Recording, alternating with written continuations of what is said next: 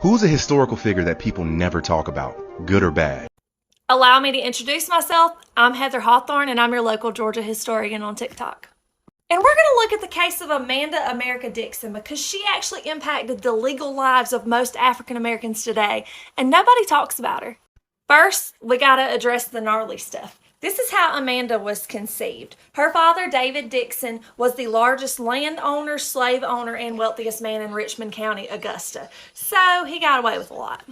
And when he was in his late 20s, he took one of his mother's slave girls, Julia, at 13 years old and impregnated her with Amanda.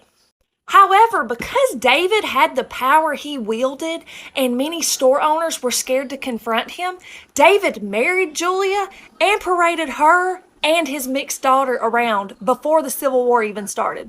Julia, a black woman, an enslaved black woman prior to the Civil War, actually ran the books for the Dickson plantation.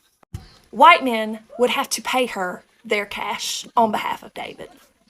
Again, terrible dude, not justifying it. This is a 1 in a million story, so don't go say, well, this is an example that slavery wasn't that bad. No.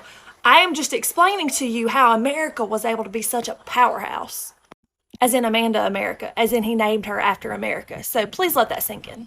So Amanda had some interesting times in her life. During the Civil War, she actually fell in love with her cousin, which wasn't that gross back then. Her white cousin. And then, of course, they had mixed children.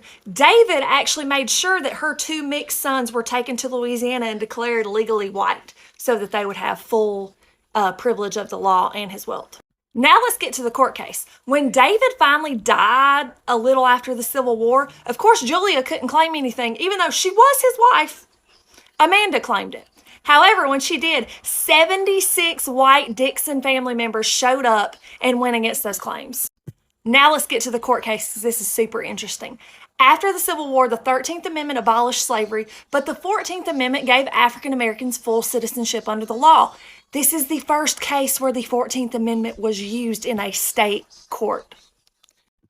The Georgia State Supreme Court looked at the will and testament of David Dickson where he left everything to his daughter Amanda, and they approved it and said absolutely America Dickson had all of the right to the Dickson fortune as his daughter, as a mixed woman. That ruling went on to change the course of many African Americans' lives fighting for those rights under the 14th Amendment.